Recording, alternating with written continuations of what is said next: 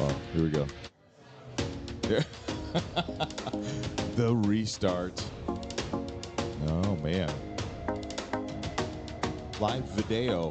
Is that kind of like I'm rolling down Rodeo? Rolling down video. I'm rolling down video with a shotgun. Ladies and gentlemen, welcome to the Evan and Aaron Show presents the Red and the Blue Soccer Chat. Man, this is your boy Evan. This is your boy Aaron. We may have been pre-gaming a little bit. Who's going to notice? Yeah, who's going to notice? Hey, it's a regular Wednesday evening that we're about to bring some spectacular commentary to you tonight, guys. Look, we are getting better each and every week that we do this thing. Dude, we celebrated a milestone. It's been happening. It's been happening. I'm going to let you kind of talk about that because you're the one that saw it, man. I was like, oh, shit. We've been doing this thing for a little bit, haven't we? We have. I mean, the original podcast started in what, like April of 2020? Yes. And then we rebooted at the beginning of last year. Mm-hmm. So we are, almost 2 years into the reboot of just focusing on soccer. Well, mostly focusing on soccer. Mostly. And then 4 years total. So, Right. monetize this bitch.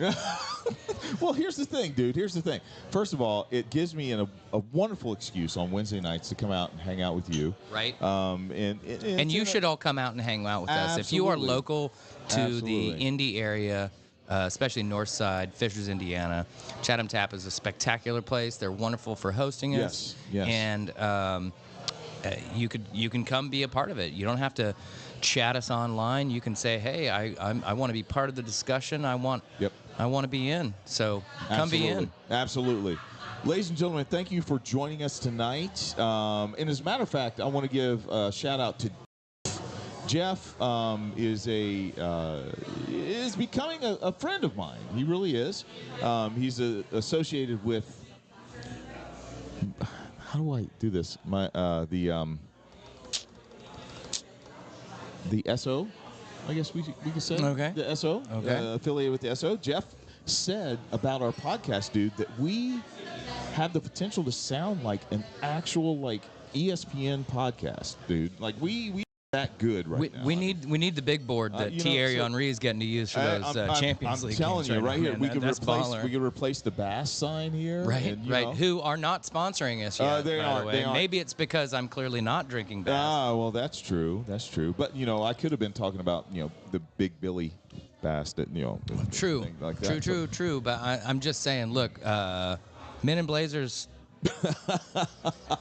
If the Jaeger reps for Men in Blazers are listening, I'm just saying we are more than happy to openly support your beverage. Yeah. And more importantly, Men in Blazers, if you want to have a full-on get at it, because I know. Michael is a Chelsea fan. Yes. And Raj is unfortunately an Everton fan, and he's Everton. a sad. But you know what? I give it to Raj though. I give it to him because he shows up. He's a fan. Shows up. He's a fan, and honestly, I think that's a good lead-in to my side of this podcast. Absolutely, I think it is that we say. Let's kick it off, man. Chelsea till I die, man. So come back from the international break. And your first game back is to host the title challengers, Arsenal, at the Bridge. And, you'd have taken that scoreline. If somebody would have handed you that scoreline at the beginning of the match, I think you'd have said yeah. Yeah. But how do you feel about what actually transpired? Here's the thing. I think last week, or 2 weeks ago, I said, hey, look, I would be happy if over the next 3 matches we could get 1 point from each match. We've done that 1/3 of the way.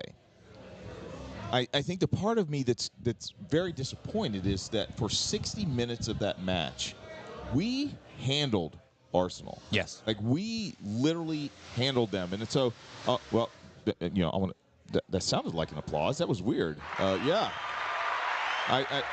Stamford Bridge. I mean, it it kind of felt like it got its allure back a little bit. Yeah. And that made me feel really good. Let me just say this. I want to talk about Palmer's penalty kick. Mm-hmm. Mm-hmm. And then I want to talk about Mudryk's score. I'm becoming a fast fan of Cole Palmer. The guy, it seems like when he steps up to take these penalty kicks, he has ice water running through his veins. He knows exactly where he wants to go with the ball, and he is able to fake the keeper out. And I think, those are two things. You can fake a keeper, but if you're not sure where you want to go, you're probably going to screw it up. I.e., I'm sorry to say this, but Enzo, we've seen him do that before. But Cole Palmer has those two things in his pocket right now. He's able to kind of get the goalie to go the wrong way, strike the ball with pace, and be able to put it in the back of the net. I'm impressed with how quickly he's come in and settled. Excuse me.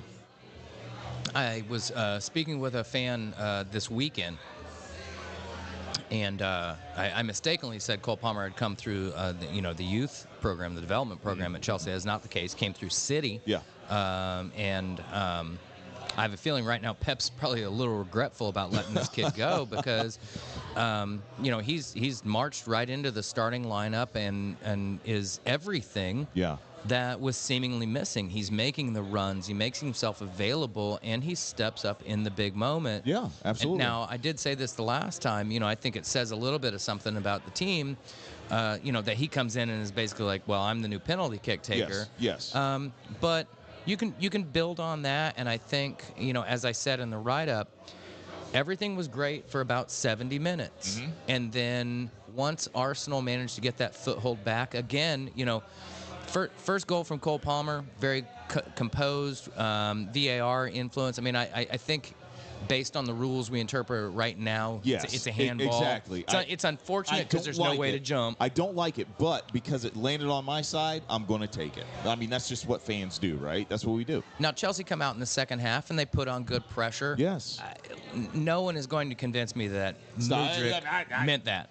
He didn't mean it. Okay. He didn't mean it. He didn't mean it, but you know what? You don't give the goal back. That's totally fine. That's exactly where I was going, man. Maybe don't celebrate like you just scored a worldie that you mishit. But you are up 2-0 against title challengers, and once Arsenal managed to get that foothold, you could see some of the wobble come back in. Yes. And you probably had for a moment there once they tied it, think, oh shit, are we going to throw away all 3 points? But that's where I'm getting at. That's where I'm getting at, and you're absolutely right. With Mudryk's goal, what's interesting about it is the first thing that I thought of when that ball went in was the quote of this podcast. Your quote. You can't score goals unless you shoot the ball. And you know what? The fact is, or get the ball even close. Yeah, I mean, he was picking out Sterling. He wasn't shooting the ball. I'm sorry, he wasn't. And I think you could see the reaction of his teammates. They were like, dude, you come on now. But it also went in. Yes. Because Raya is an aggressive goalkeeper. Yes. For Arsenal. I believe that's one of the reasons Arteta probably wants him in. And unfortunately, in this situation, you're expecting, okay, this cross is going to be coming in. Mm-hmm. You look to cut it out. It's clearly intended for Sterling. Sterling is at the back post by himself. Absolutely. And this ball just fades. Yeah. Ball just fades and goes in. I'm not going to give the worst nightmare. I'm not going to give the goalkeeper much stick either, though, because it's just not your expectation. Yeah. But then Arsenal turn around and kind of get a goal gifted back to them from Sanchez making a kind of a bad decision and an empty net for Declan Rice. But here's the thing. The technicality of Declan Rice's goal. Oh, it's beautiful. You've got to be on. It's like McTominay-esque. Oh, very nice. It's actually Aaron Gordon-esque. There you go. See, I can do that. Just call me Lil John, man. I am your hype man. Yeah. Anyway, but then again, goal. A defensive lapse from Gusto G at the back post. Honestly, absolutely fell asleep. Trossard. But Trossard still scores a nice goal. It's 2-2. little squeaky bum time, but you saw it out. But I think you Yes. take the positives from this match Yes. and say, next time, this is how we see it out. I think that Chelsea, I don't think that they lost their legs. I think Chelsea lost their heads. Yes, they lost their heads. Absolutely. When Rice scored that goal, because that is a demoralizing goal. It's like, dude, Well, it's a mistake. It's a team mistake. It's a team mistake. But once again, I'm going to have to put it on Sanchez because I'm a keeper, dude. You are up. You are indeed a keeper. I am a keeper. Thank you. You are up 2-0. Yeah. Put it out. The Just put it ball out. away, dude. There was no reason to play that ball there. Arsenal. Yeah. You're playing Arsenal, and they're pressing. Just boot the ball. Yeah, absolutely. It was just, it's one of those things that happens, and hopefully he can put it behind him. You've got an opportunity. Your next match here is against Brentford at home, I believe. Yes, Brentford at home. So you have an opportunity. They're coming off a win. They are, but you've got an opportunity to say we played well against one of the better teams in this league and one of the best teams in this league. Let's go impose ourselves. Let's impose our will on Brentford. And if they do manage to get a goal back on us, let's be more resilient. This is how you build, and you're starting to see a little bit of Poch's, attitude, his mentality, what he's expecting from his players. And let's talk for a second about somebody that I have been critical of. Okay. But and as far as I know, he's still asking to, he wants to leave in the January transfer window. But let's see what happens over the next month and a half. Yes, thank you. Yes. Marc Cucurella, dude, has reinvented himself a bit, and we'll talk about the United players who've done the same. Yes. But I think this is an example of being a professional, putting your head down and saying, you know what, maybe I do want out of this club, but you're not going to be able to say that I didn't perform up to my potential as well as I could. If I don't fit in your plans, that's one thing. Right. But it's not going to be because I didn't put forth the effort and because I wasn't putting forth the performances. And I got to give props where it's due there. I am going to make this prediction, and this prediction is first. This show, first prediction. Rad. Marc Cucurella will be part of this team for the entire year. I think that he is reinventing himself in a way. I think he can be rejuvenating himself for sure. Absolutely. He is reinventing himself, and I think that he's doing that in the midst of what Poch's trying to do. Well, and I think he recognizes a bit of the vacuum that when Reece James is not out there. Yes. And recognizes there's a need for a quote-unquote senior player to step up. And I'm a little disappointed. Raheem Sterling is a senior player with a lot of experience, and I'm not seeing him as a natural leader, and maybe it's just not in his personality, but Cucurella is out here stepping up, saying, hey, I may not wear the armband, but the armband's on the bench right now, so we need somebody to step up and lead. And I guess I'd be most disappointed in a guy like Thiago Silva. Hey, man, you've been around how many blocks? True. And you are, one, not playing well, and two, not leading this team. Very true. But Cucurella is stepping up. He did play pretty well in that last match against Arsenal, and the fact that he was able to deflect some crosses and maybe even a shot that, quite frankly, once again, I am not secure about Sanchez being back there, and he needs all the help he can get. Yeah. But I'm telling you, Marc Cucurella is doing well. Yes. Conor Gallagher is literally becoming understated. A staple. It was understated because he doesn't do flash things. But he does the dirty stuff. He might be a new version of Michael Carrick for you in that he just keeps things ticking. I don't give the ball away. Right. I get it to the right players, and I do the running. I love what he does, and the fact is that if he and Enzo can kind of get on the same page, I believe he can help Enzo. I think he can help him in the controlling part of the field, especially the middle part of the field and then the attacking part. He can help Enzo really open things up in that middle, and I think that's what he's starting to step into. I thought Jackson seemed a bit more at home in a deeper lying central role like that. I'm still not convinced Enzo is for Chelsea what Bruno is for Manchester United. No, I would never say that. No. But I'm not putting words in your mouth. What I'm saying is Enzo, to me, last year was very much a 6. Okay. Yes. He seems to be more advanced in playing as his shirt number as an 8. As an 8. I think he's somewhere in between that, and that is not a 7, by the way. I think he's somewhere in between that. Yeah. As far as he's not just out there to be protecting the back line. He's got more than that, but I don't know that he's got enough to be your quote-unquote secondary playmaker as an 8. Yeah, no. Right? No, I don't think so. So there may still be missing pieces here. Yes, I think he's more like Eriksen. I'm not saying he's Eriksen. No. I'm saying he's more like Eriksen than Bruno. I think that he needs somebody that is just that next kind of just level type. I actually player. think he's more like Amrabat. I think his work rate is very, very high. Yep, he wants to play some passes, and he gets involved. You're probably not going to see him on the edge of the 18 scoring a lot of goals or taking shots and things of that nature. Right. But you don't want to see him just sitting at his own 18 protecting the back line either. So exactly, there's a growth happening here. And I ultimately what I'm saying is I'm praising this team and saying I think Pochettino's done. It's taken a minute, but he's done well. He's getting guys to do these things. I still think there's some question marks. Absolutely. And especially some injuries. I mean, you need Reece James playing on a regular basis. Absolutely. We need Reece James. We've got to have him back. And the fact is that what is happening with this team is exactly what you're saying. I think they're starting to gel. And the problem, there's one little problem with that I see. The fact is, what happens when Christopher Nkunku comes back? He hasn't had a chance to gel with this team. I'm not saying that we don't start him by any means. No, you put Nkunku in there. But I think that if we can get those pieces back into this squad, number one, I think Reece James is going to he's going to be able to just jump right in. Can Nkunku jump in?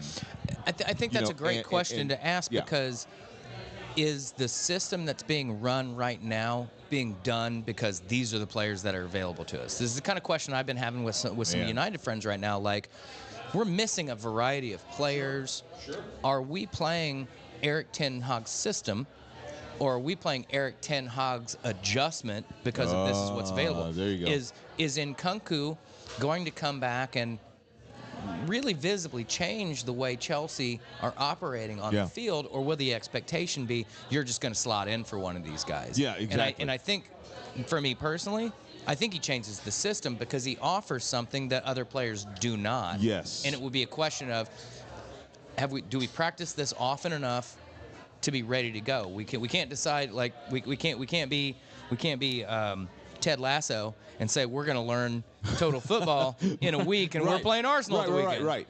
And I think that leads me to my last point in the fact that when Nkunku comes back, we Chelsea fans, we're going to have to brace ourselves because we may see a second start to the season. Mm-hmm. This is going to be like The Hobbit. This is going to be second breakfast. Okay, it's going to be second breakfast.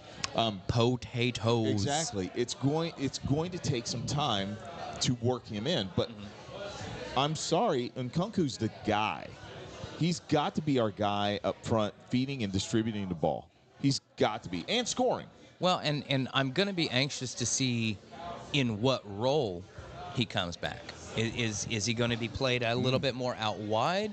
Can he be the playmaker that is a little bit missing? If he's playing a little advanced in front of Enzo, maybe all of a sudden this works itself out. Maybe he can develop himself into a Bruno-esque. I'm not saying he's as good, but I think Nkunku's more of a goal scorer than Bruno is. He is more of a goal scorer, but what is Poch? And that's the question. What is Poch going to do when he comes back? I'd love to be a fly on the wall during these practices. Exactly. And so, ladies and gentlemen, there's my take on Chelsea, and I think that we automatically just jump right in because we're talking about a lot of your guys.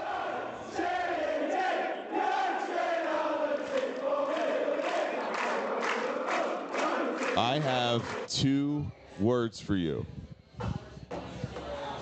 Harry Maguire, man.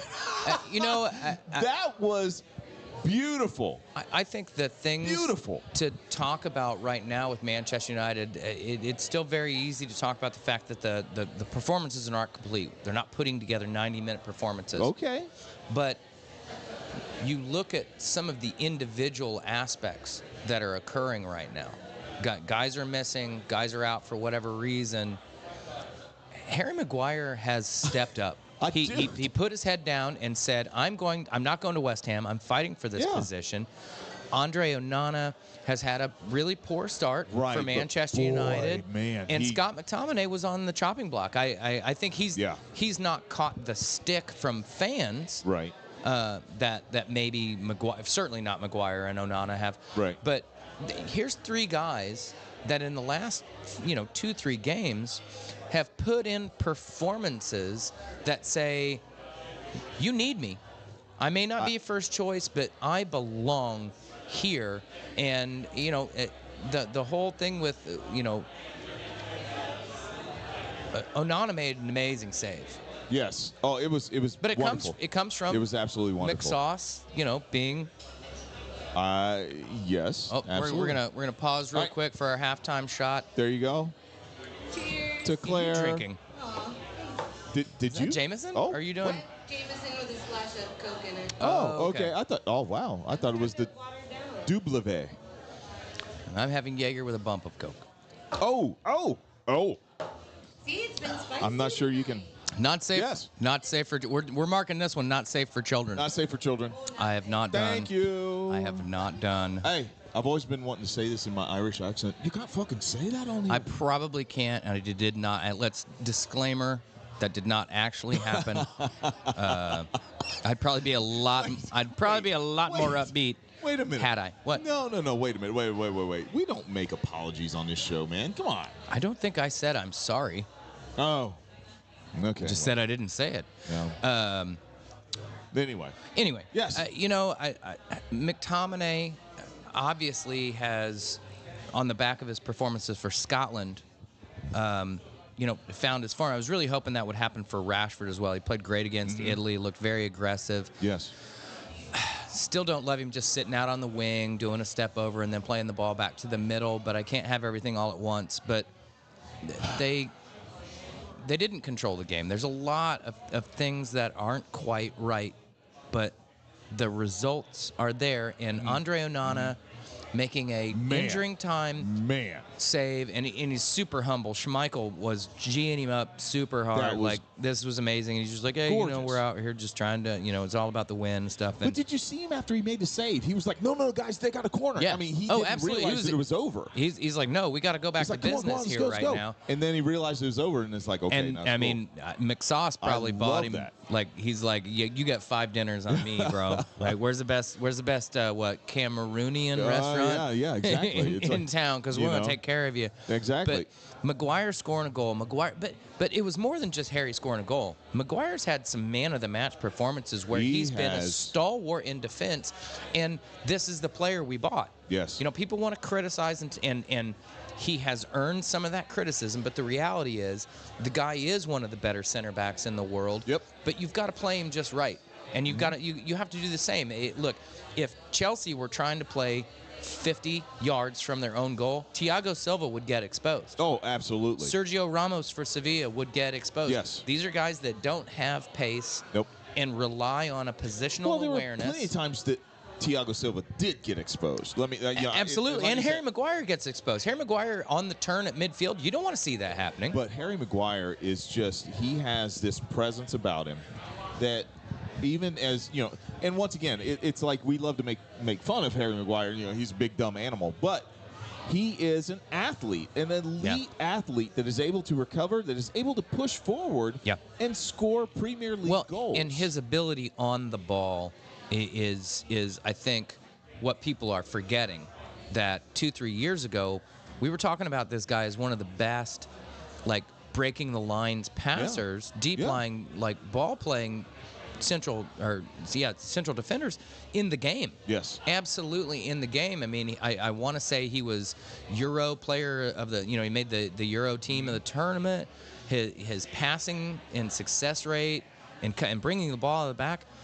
Guy's not going to win any foot races. That's not why he's out there. And if you can maximize that and recognize that maybe, Rafa Varane is a little fragile.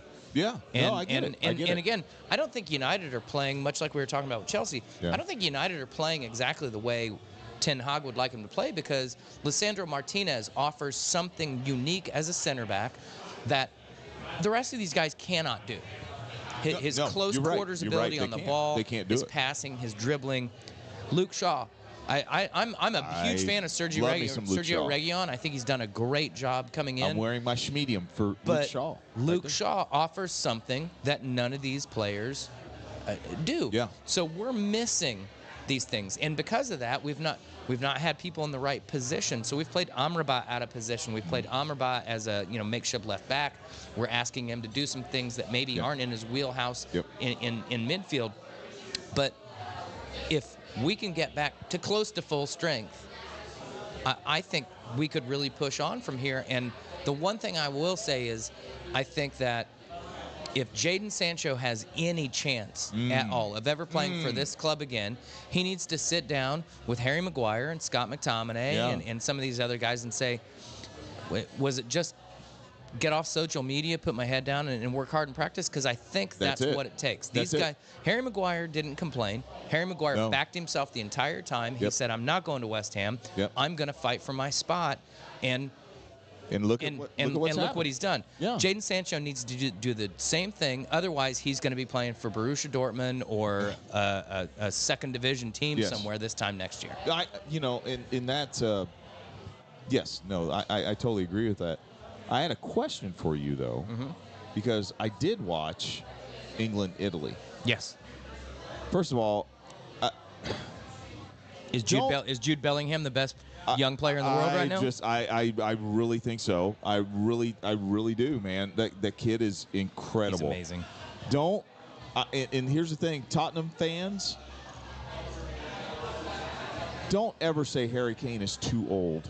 Oh, man. This guy scored. That's just sour grapes. One of the greatest. I'm telling you, one of the best goals I've seen him score. The way he brought the goal down and then literally just the last one just skinned the young guy. The way he bumps into the defender to cause the space, to miss it, and then to go onto the ball, and then the defender comes to him and he basically goes, "Fuck off! Yes, I'm gonna go score now," and then puts the goalie on the ground.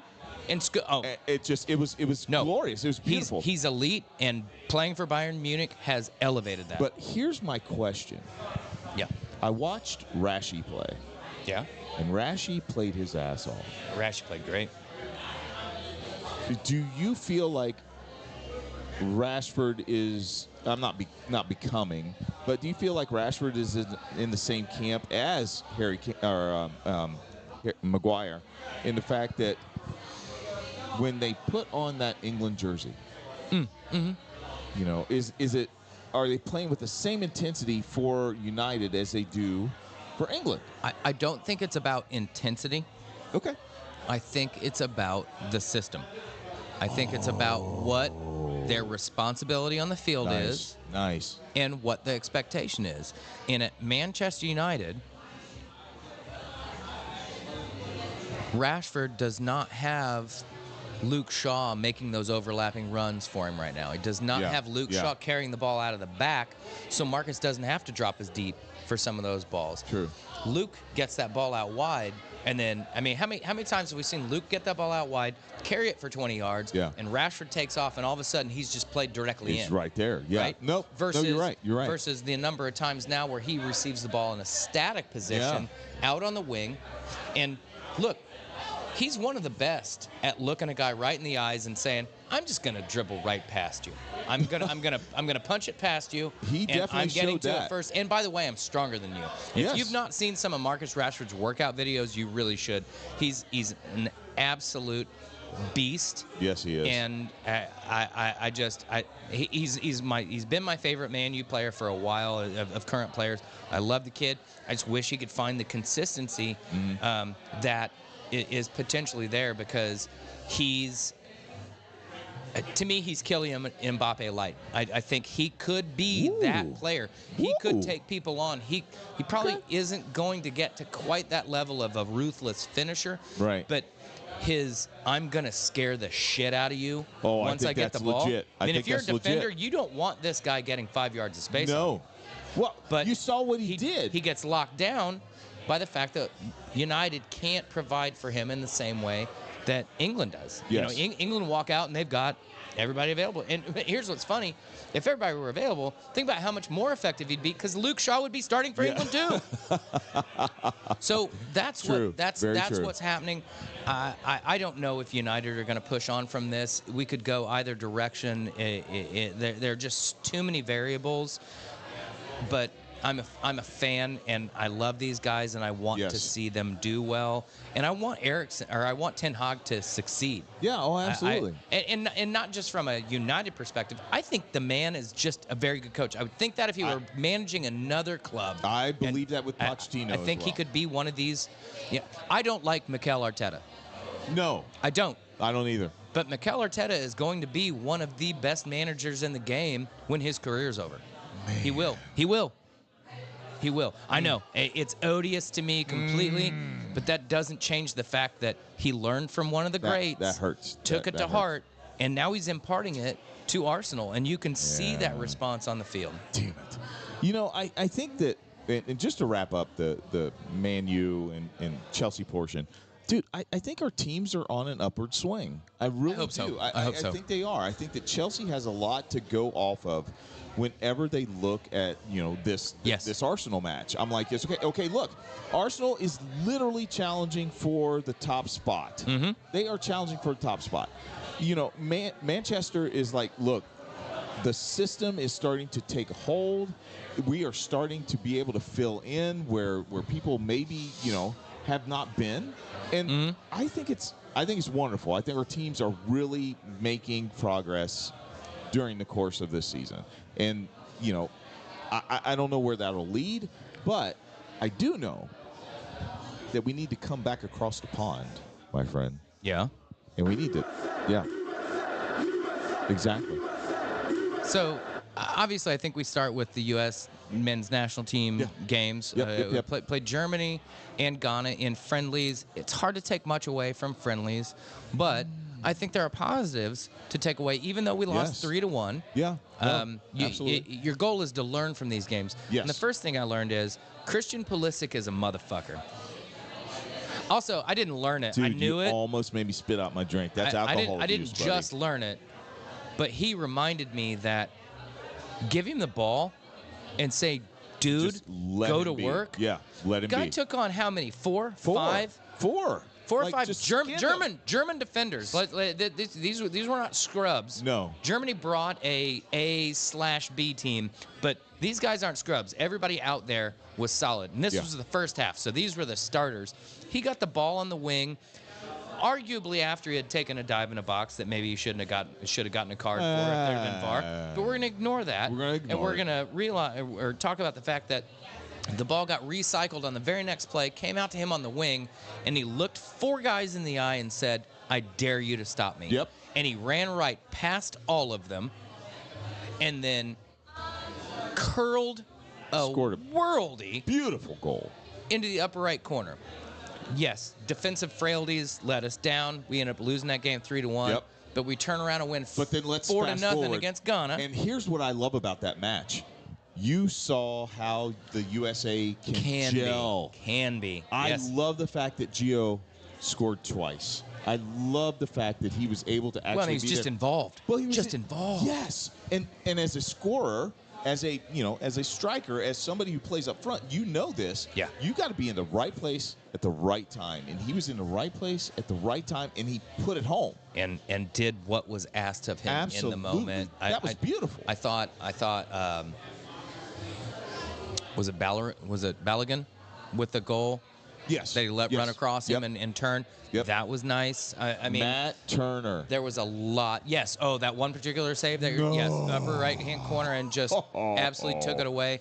So, hey, Josie Altidore, of course you are supposed to back your era's squad. Everybody does. You're never going to hear somebody say, oh, yes, we'd have gotten our ass kicked by the 72 win Bulls or something like that. You expect that from players. But put some respect on the names of these boys that may be able to. I'm going to say it right now. Okay. We are going to the semifinals of the World Cup in 2026. Right now. I'm calling it right now. We will make the semifinals. I didn't think that was even a question. All right, man. We are fucking about it. I didn't think that was a question. We're about it. I mean, once again, you see this team and you see what we can do. We have Okay.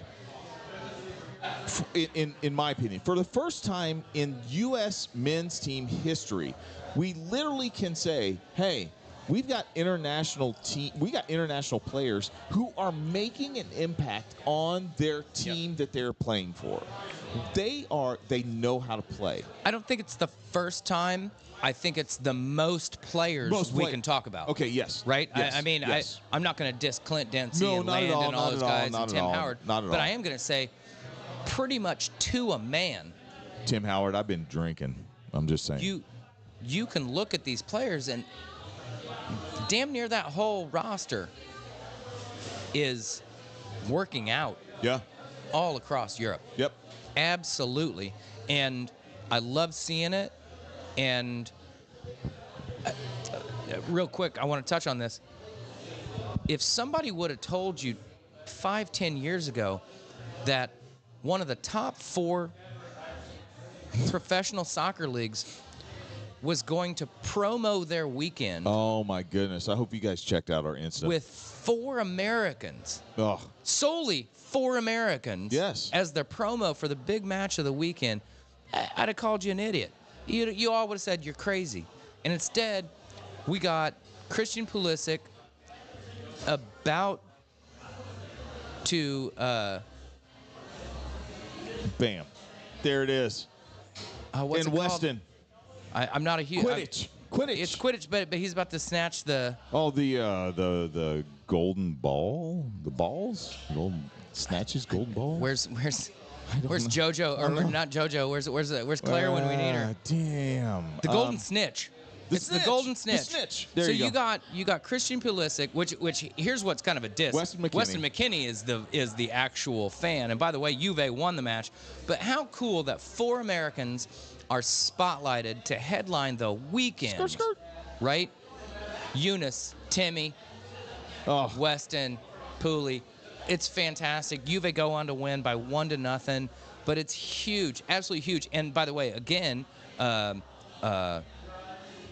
Pooley and Musa started again today for AC Milan. Yes, they're struggling in the Champions League, but it's more important that our boys are playing and starting, getting these minutes at this highest level.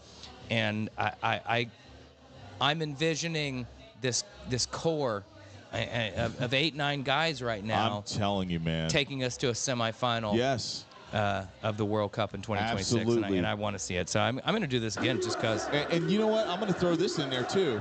I think, and it's just me, I think that Greg Berhalter is the right coach for the right team. I think that he has a vision that can pull all of these players together, no matter what team they play on, and make a cohesive unit. I really do, man. I do. I don't disagree. For all these people who are like, he's not good enough, blah, blah, blah, blah. I got to remind you, Pep wasn't available. Pep's not coming to coach the U.S. national team. Jose wasn't available. He's not coming to coach the U.S. national team. Zidane is not going to be able to come. Who's available? Well, Zidane's made it clear he won't coach a team that doesn't speak French. Yeah, exactly. He can't speak So English. the reality is, this is what we've got. And Greg Berhalter should have scored the goal, or at least the goal or the shot that led to a penalty in 2002. Sure. That could have taken us to an absolute semifinal. Yes. Semifinal? Absolutely. Maybe the final. Yep. Can't remember. Yep. So We're right there. He's got the experience. I know people want to diss him. I know people want to talk about the Nikes and the bounce passes and all this stuff. But he's one of ours. Yes. And I hope you put some respect on that name, because if we make it to a semifinal, he will have every bit to have done with that. Yes. And now, ladies and gentlemen, we are at the Hey Aaron. Oh, wow. No, it's a drunk crowd. It's a drunk crowd. Drunk crowd. Oh, wait, yeah, bigger crowd. And then all of a sudden, the drunk crowd. Okay, there you go. Anyway, yeah. Oh, wow. Anyway, the Hey Aaron segment of our show, and this is something that quite frankly tugs at my heartstrings a little bit. I've been watching Beckham, and I was not a Manchester United fan. I mean, obviously I knew who David Beckham was, but something really struck me in episode 2 as you saw, David, and Victoria go through everything they went through, the nastiness that he faced, just simply because, he got a red card. Yes, he got a red card, and that, supposedly was the downfall of the English national team. I get it. But the prolonged, beating that he took. Talk to me about that, because we've talked a little bit about how Harry Maguire and his family has faced that. Where do you think that comes from? Do you think it's unique to the beautiful game and the intensity of the fan base, or is it just a bunch of assholes who don't know how to take an L? I think it's a bit of both, from the standpoint of, I'm not sure you see this level of vitriol against German players or Italian players or French players. Maybe you do, and I don't read those papers. But it does seem unique to the English game and the American game, the U.S. game, where you get just some of these over-the-top takes. And again, this was before social media. Yeah. They were hanging him in effigy. They were chanting songs about hoping his wife and children got cancer. Yes. Now, you can chalk some of this up to the anybody but United brigade, and everybody hated United at this point. They'd been winning everything. They hated his fame. They hated his notoriety. I mean, you got the shirt on right now, the treble shirt. He's the golden boy. But it was absolutely ridiculous, and it wasn't helped. One, I think it's pretty tone deaf. England saw out that match and went to penalties. Now, if you're mad that you think David Beckham would have taken a penalty that could have helped win, that's a fair argument, but the game was tied while David Beckham was on the field. Argentina scored right before halftime. It was 1-1. Yes, he made a mistake that I'm not sure. I don't know. I would be interested to know how VAR would interpret that incident now, because it's certainly not a malicious act. He does kick out, and Diego Simeone, to his credit in that documentary, is like, I made the most of it. It's totally not a red card. Yep. But you do what you are trying to do in the moment, so I'm not mad at him about that.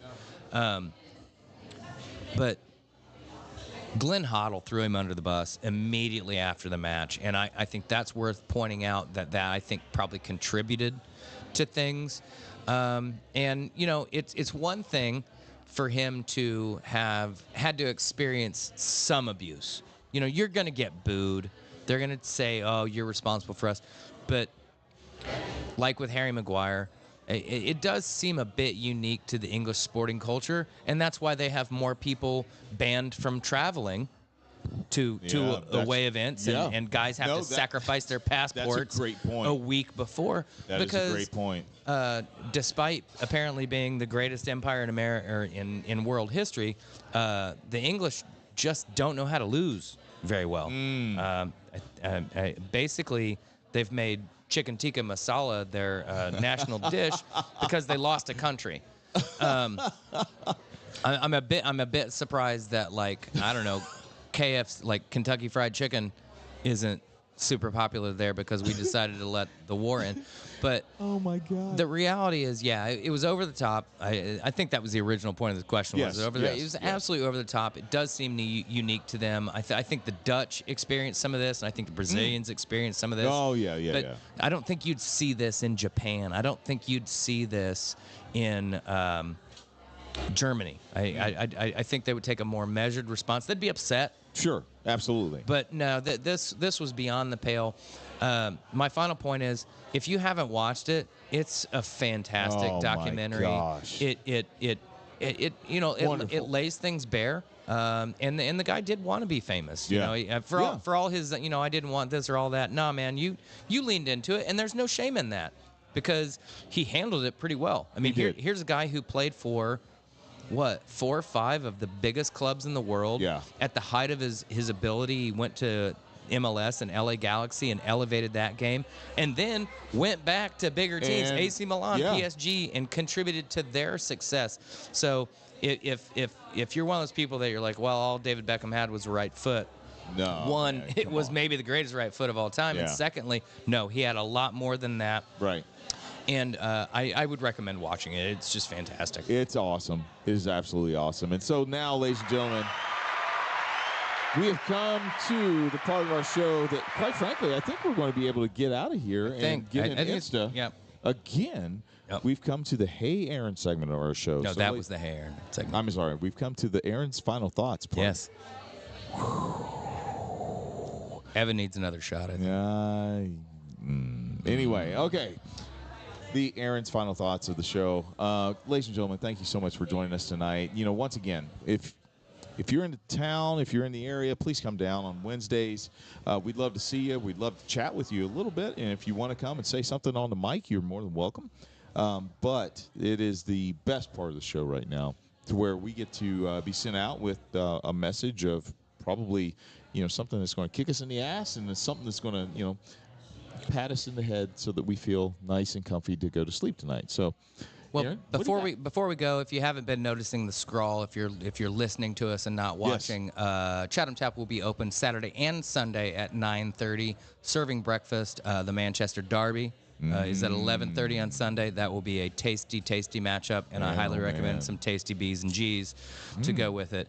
My final thoughts, sometimes I prepare for this because world events or things that are going on, kind of put thoughts in my head, and I kind of drew a blank for today. I wasn't really sure what I wanted to talk about, and then yesterday, somebody I'm friends with them on Facebook, and we were childhood friends. Our parents were friends,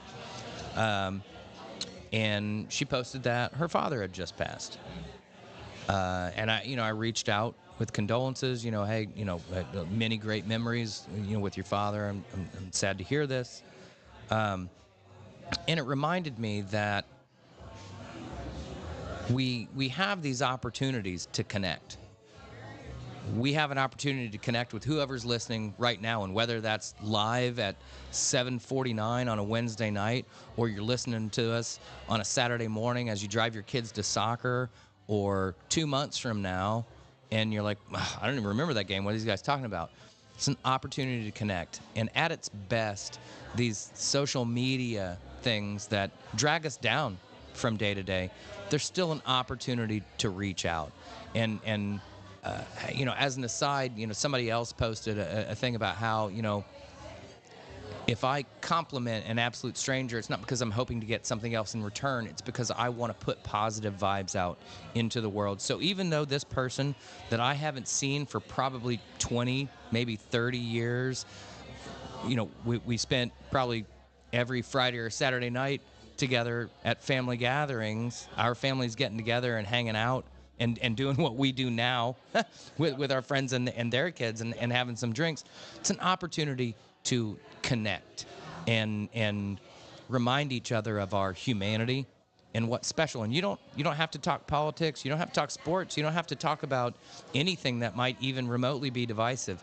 You can just say, hey, I saw this and I wanted to reach out and say, I'm thinking about you.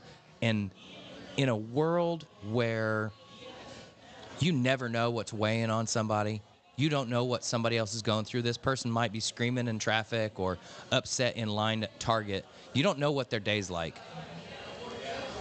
But sometimes just hey, you're doing okay.